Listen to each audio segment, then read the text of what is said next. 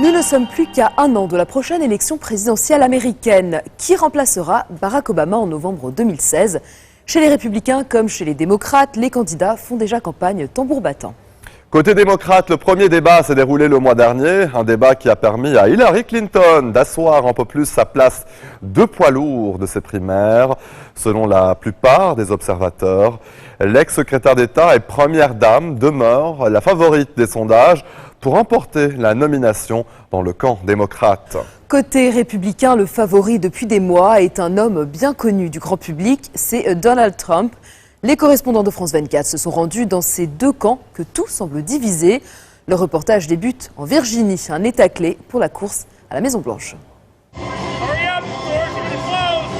À chacun de ces rassemblements, la foule est au rendez-vous.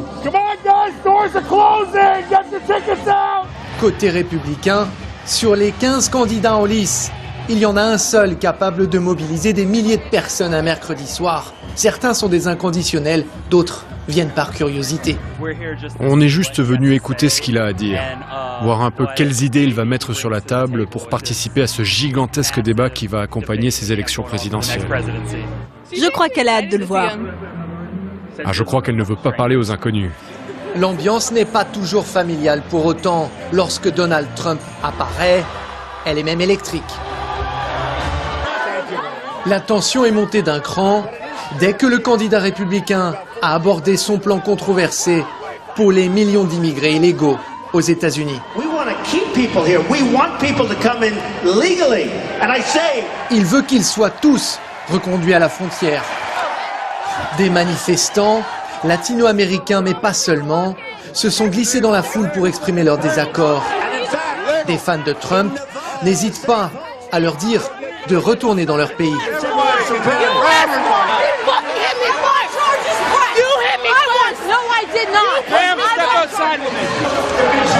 Tandis que les esprits s'échauffent et que les insultes fusent, c'est parfois du côté des jeunes primo-électeurs que se trouve la voie de la raison.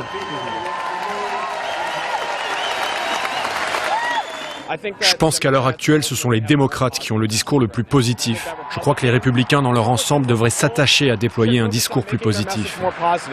Donald Trump continue de faire la course en tête à droite et il concentre ses attaques sur la candidate démocrate à laquelle il se voit déjà opposé le jour de l'élection.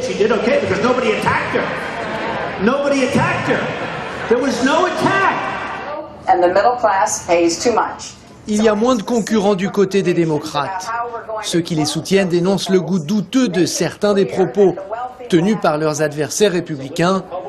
Mais il faut tout de même s'en méfier, selon le président des jeunes démocrates de Washington, D.C. Les républicains peuvent gagner ces élections. Une partie du problème, c'est qu'on ne les prend pas au sérieux. Parfois, ils disent des choses complètement folles et on en rigole, on se dit que c'est du cirque. Mais des Américains sont en train de s'unir autour de ces idées. Donc il est temps de les prendre au sérieux. Le phénomène Trump continue de fasciner et ne faiblit pas pour le moment. Des gens de tous horizons viennent le voir, parfois parce qu'ils comptent voter pour lui, et toujours pour s'approcher de l'homme d'affaires, star de la télé-réalité. Monsieur Trump a signé nos casquettes. Eh oui, Monsieur Trump les a signés. On était là-bas au deuxième rang, ça poussait dans tous les sens, mais on a réussi à les lui tendre pour qu'il les signe, donc on est vraiment content. Tenez, vous devriez en faire un gros plan. Je suis plus un fan qu'un électeur. C'est super cool d'avoir l'autographe d'un type aussi respecté dans le monde des affaires et qui sera aussi peut-être notre prochain président. À l'extérieur de la salle, des volontaires qui œuvrent pour la campagne de Donald Trump sont en pleine ébullition. Ils collectent des promesses de soutien pour un candidat que tout le monde doit désormais prendre au sérieux. Depuis le tournage de ce reportage, Donald Trump continue de faire parler de lui, il reste en tête des sondages côté républicain. 2 candidats sur 17 déclarés ont déjà jeté l'éponge face à l'ascension fulgurante du milliardaire. Hillary Clinton bénéficie elle aussi d'une avance confortable sur ses adversaires démocrates qui, eux, ne sont plus que 4 dans la course à l'investiture suprême.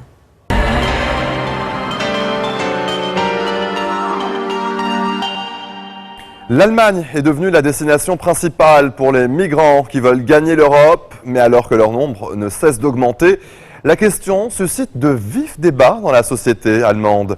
Les rixes dans des camps de réfugiés saturés se multiplient, les formalités administratives sont de plus en plus longues et les Allemands se demandent si leur pays est vraiment en mesure de gérer ces arrivées, comme le promet la chancelière Angela Merkel. Ce soir, dans Code 24, nous vous emmenons au principal centre d'enregistrement des demandes d'asile de Berlin. Chaque jour, ils sont nombreux à attendre pour déposer leur dossier et obtenir un logement dans un foyer. Et la situation des réfugiés est de plus en plus précaire. Face à ces failles dans l'accueil et la prise en charge des réfugiés, les Allemands sont pris de doute. Selon un récent sondage, la moitié d'entre eux disent désormais avoir peur de l'afflux de réfugiés. Dans tout le pays, les manifestations anti-migrants prennent de l'ampleur, notamment pour protester contre l'ouverture de centres de demandeurs d'asile. Un phénomène particulièrement présent dans l'est du pays. Anne Maillet. Ils sont tous les jours des centaines, parfois des milliers, à attendre que leur numéro s'affiche sur cet unique panneau pour déposer une demande d'asile et obtenir un logement dans un foyer. Dans la boue et dans le froid, au principal centre d'enregistrement de Berlin, la situation est toujours plus précaire. Lui, ça fait un mois qu'il est là aussi. Il dort dehors et tous les jours. Il a eu aussi plusieurs fois des problèmes avec les agents de sécurité. Tous les jours. Les gens ne s'entendent pas bien entre eux. Il y a des conflits entre les Albanais et les Arabes. Les altercations entre réfugiés mais aussi avec les agents de sécurité sont quotidiennes, comme sur ces images tournées au mois de septembre. Ici, ce sont avant tout les bénévoles qui apportent un semblant d'organisation et de confort. Des organisations caritatives distribuent les repas.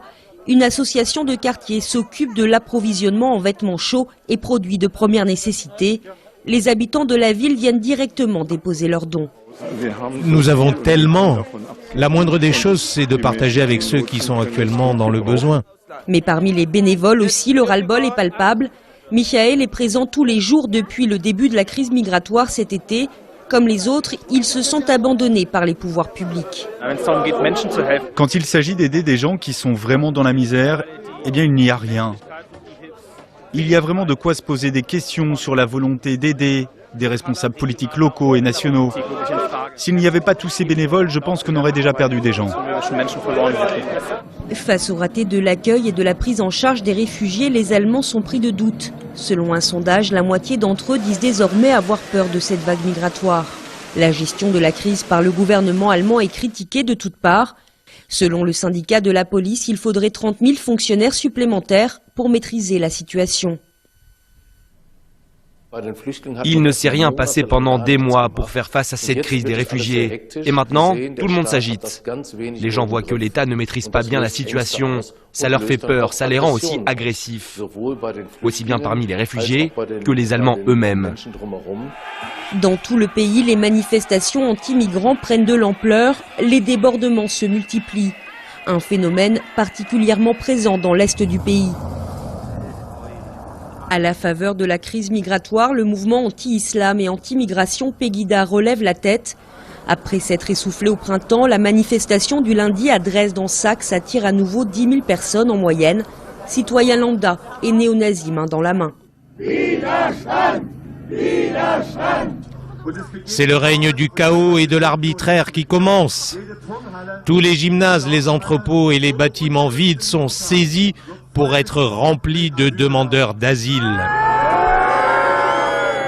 Parmi les manifestants, le ton s'est radicalisé contre les réfugiés, mais aussi contre la chancelière Angela Merkel.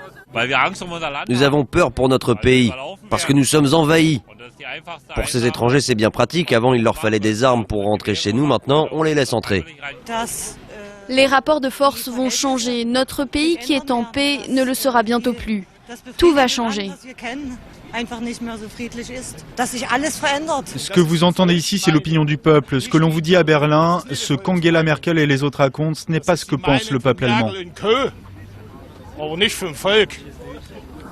Une nouvelle extrême droite est-elle en train d'émerger en Allemagne à la faveur de cette crise? C'est la crainte de nombreux observateurs. Les incendies criminels se multiplient. Depuis le début de l'année, 500 attaques contre des centres de demandeurs d'asile ont été comptabilisées. Le nombre de gens qui est prêt à aller plus loin, à faire usage de la violence, grandit lui aussi. Et c'est ce qui nous fait peur à nous tous qui observons ces mouvements. Nous craignons qu'un jour, des attaques de plus grande ampleur aient lieu. Entre solidarité et rejet de l'étranger, l'Allemagne a rarement été aussi divisée. Pour le gouvernement et Angela Merkel, la crise migratoire est désormais un défi historique. Plus d'1 million de réfugiés sont attendus cette année dans le pays. Restez sur Futur TV, on se retrouve juste après la pause.